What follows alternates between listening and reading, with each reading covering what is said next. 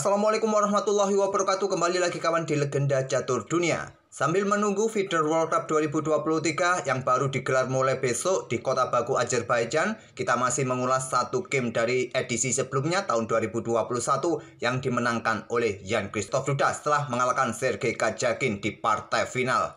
Sebelum mengalahkan Karjakin kawan, Jan-Christoph Duda ini mengalahkan Magnus Carlsen di semifinal. Setelah bermain dua kali permainan klasik, mereka remis kawan dan berlanjut permainan tiebreak, permainan rapid. Disitulah Magnus Carlsen disingkirkan oleh Jan-Christoph Duda. Tapi sebelum mengalahkan Magnus Carlsen di semifinal, Jan-Christoph Duda ini berhadapan dengan Vidit Santos Gujrati. Dan pada game pertama mereka bermain remis kawan, dan ini merupakan game kedua mereka. Langsung saja ke permainan. Di sini Duda pegang putih mengawali dengan pembukaan pion raja, pion E4. Dibalas dengan permainan pion raja juga pion E5. Mereka bermain dengan pembukaan Ruy Lopez dengan kuda F3, kuda C6 dan gajah B5 kawan. Morphy defense pion A6, gajah A4, kuda F6. Di sini rokade seperti biasa.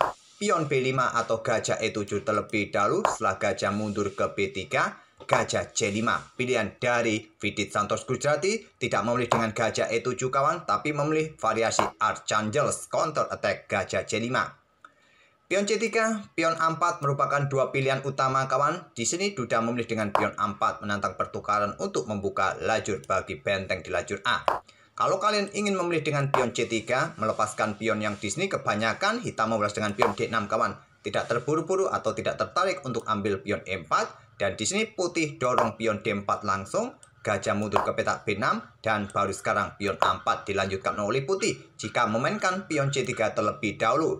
Tapi di sini pion A4 terlebih dahulu didorong oleh Jan-Christoph Duda dan Vidit menggeser benteng ke lajur B, perkuat petak B5-nya, dan di sini baru pion C3. Urut-urutannya sedikit berbeda kawan. Tadi kalau diawali dengan pion C3 tidak ada benteng di petak B8 ini, sekarang sedikit berbeda dengan pion A4 terlebih dahulu dan pion D6. Pion D4, dobrak petak pusat, tantangan pertukaran pion ditolak. Gajah ditarik mundur ke B6, ada pion A5, dorong pion ataupun mengorbankan pion di petak A5 ini kawan. Kalau ingin mengambil menggunakan kuda, tapi juga tidak disarankan kawan untuk ambil pion ini. Benteng akan ambil kuda di sini, diambil balik oleh gajah. Dan selanjutnya ada pion pukul pion di sini kawan, ancam kuda, diambil balik oleh pion dan berlanjut dengan menteri pukul menteri, diambil balik oleh raja dan bisa berlanjut dengan kuda ambil pion yang di sini. Ancaman di sini kawan, ancaman di sini juga garbuan terhadap gajah, nanti gajah ini juga jatuh kawan. Percuma juga untuk langsung ambil pion. Sama saja kawan dengan gajah ataupun dengan kuda, konsekuensinya hampir mirip. Gajah dipertahankan mundur ke petak A7 dan sekarang pilihan utama bagi putih adalah, atau yang paling populer adalah pion H3 atau gajah gelap ke petak E3.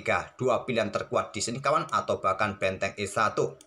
Memilih dengan langkah pion H3 kontrol petak G4 dan di sini gajah B7 perkuat posisi kuda. Jangan khawatir kawan kalau kuda hitam ambil pion E4, salah satu kuda nanti bisa jatuh dengan gajah ke petak D5. Oleh karena itu gajah B7 perkuat posisi kuda sebelum ambil pion yang ada di petak E4. Gajah E3 melepaskan pion di sini kawan dan diterima oleh Vidit. Kuda ambil pion E4, selanjutnya pion D5. Ancam kuda di sini kawan atau membuka tantangan pertukaran gajah gelap.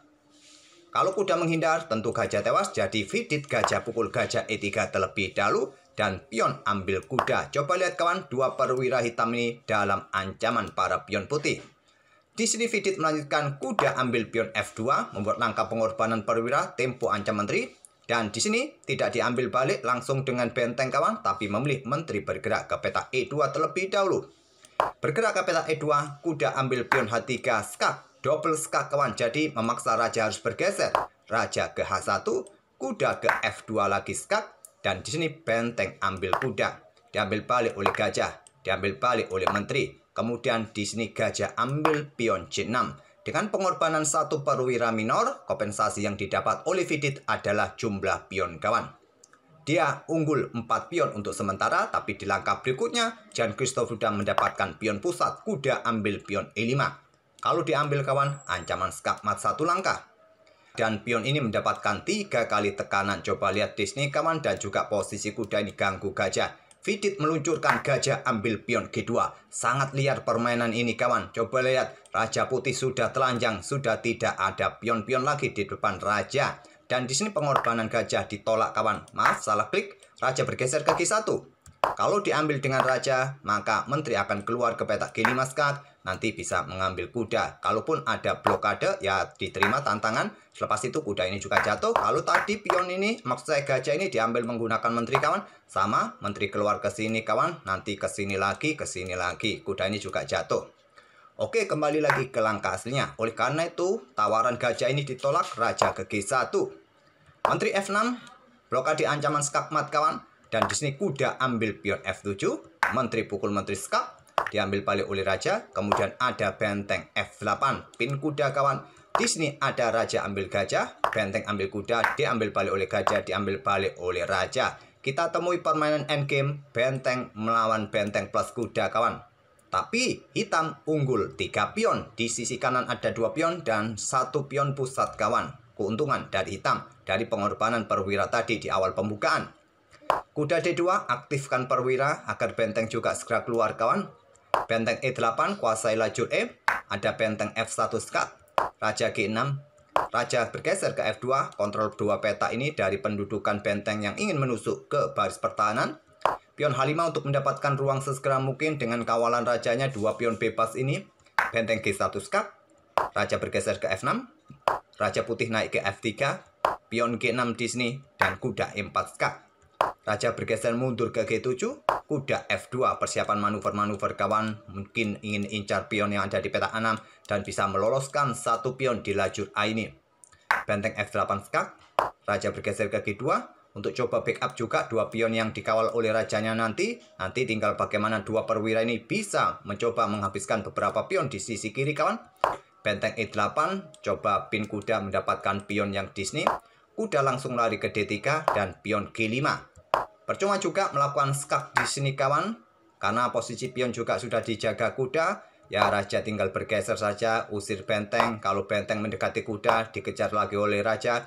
Benteng bergeser ke C2 dan si benteng putih jaga pion terlebih dahulu sebelum kudanya coba mengeliminasi beberapa pion hitam. Kembali lagi ke langkah aslinya.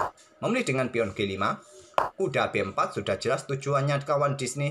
Dan di sini benteng E2 skak melepaskan pion yang ada di petak B2 tadi yang Christoph sudah. Raja bergeser ke H1, benteng ambil pion B2 dan di sini benteng A1 terlebih dahulu untuk jaga pion. Kalau tadi terburu-buru ambil pion yang di sini, benteng bisa ambil pion putih nanti kawan. Oke, kembali lagi ke langkah aslinya. Jadi benteng A1 terlebih dahulu. Di sini pion C5, kuda ambil pion A6, pion B4, dan Jan Christoph sudah korban kuda kawan ambil pion B4, diambil oleh pion C, tapi dia mempunyai tempo mempromosikan pion di lajur A lebih cepat. Pion A6, pion ambil pion C3, pion A7, pion C2, pion promosi menteri. Di sini benteng B1 skak terlebih dahulu agar bisa mempromosikan pionnya. Tapi sudah kalah cepat temponya yang dimiliki oleh putih kawan. Selepas raja bergeser sudah tidak ada tempo skak lagi dari hitam. Di sini pion dipromosikan tapi sudah kalah cepat kawan. Beberapa langkah berikutnya hitam atau vidit kena skak mat kawan. Diuber-uber dengan benteng dan menteri. Nanti posisi raja hitam ini kena skak mat di lajur A. Menteri bergerak ke A7 skak. Raja B5 tapi selepas menteri ke petak B8 skak. Di posisi ini langsung menyerah karena langkah berikutnya adalah langkah skak mat kawan. Oke, itulah kawan salah satu permainan Jan Christoph Duda. Sebelum mengalahkan Magnus Carlsen, dia juga menyingkirkan unggulan yang kuat dari India kawan, Santosh Vidit Gujrati. Oke, semoga permainan dari kedua pemain tadi bisa menghibur kalian kawan. Dan kita tunggu saja mulai besok kawan, Video World Cup 2023 akan digelar. Mungkin kita akan menyoroti permainan para pemain kita, Grandmaster Susanto Megaranto bersama Medina Auliawarda kawan. Nanti kita selingi game-game dari para pemain-pemain yang lain, terutama permainan Magnus Carlsen ataupun Hikaru Nakamura. Sekali lagi terima kasih sudah mampir tiap hari. Bagi kawan-kawan yang baru mampir di channel kami, tak ada salahnya untuk subscribe langsung kawan, ataupun like video kami untuk membantu algoritma channel kami terus berkembang. Oke, sekali lagi terima kasih. Kita akan bertemu di video-video berikutnya. Wassalamualaikum warahmatullahi wabarakatuh.